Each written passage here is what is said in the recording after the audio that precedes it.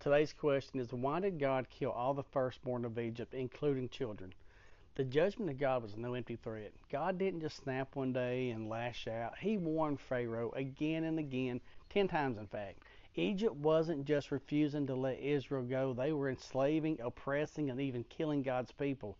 Then Pharaoh gave this order: throw every newborn Hebrew boy into the Nile River.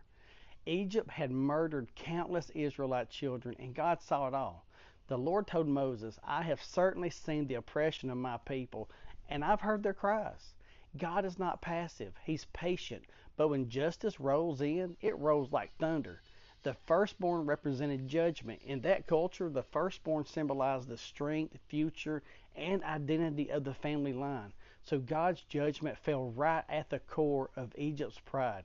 He said, Israel is my firstborn son. Let my son go so he may worship me. But since you have refused, I will kill your firstborn son. This wasn't just about individuals, it was a war between kingdoms. Pharaoh's hardened heart against God's sovereign will. Were the children innocent? From a human point of view, yeah, they were innocent of Pharaoh's rebellion.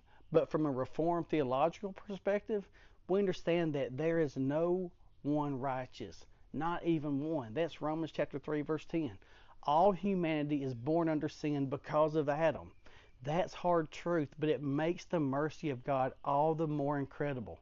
God provided a way of escape. What's incredible is that God didn't just strike, He provided a way out. Every household, Egyptian or Hebrew, could be saved if they took shelter under the blood of a lamb. But only those who believed and obeyed were spared. Even in judgment, God offered mercy. And it's also a glimpse of the gospel. This terrible night actually points us forward to the cross. On that night, the innocent died to save the guilty. On another night, God's own Son, the ultimate firstborn, died for His enemies. At Calvary, the wrath didn't pass over, but it was poured out fully on Christ.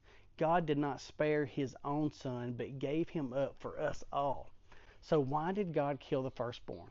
Because Egypt's sin was great. It included killing babies. God gave warning after warning, and Pharaoh kept hardening his heart. The firstborn represented Egypt's pride and power, which stood in defiance of God. Judgment fell, but mercy was offered through the blood of a lamb. It all foreshadows Christ, the firstborn who died, so we might live.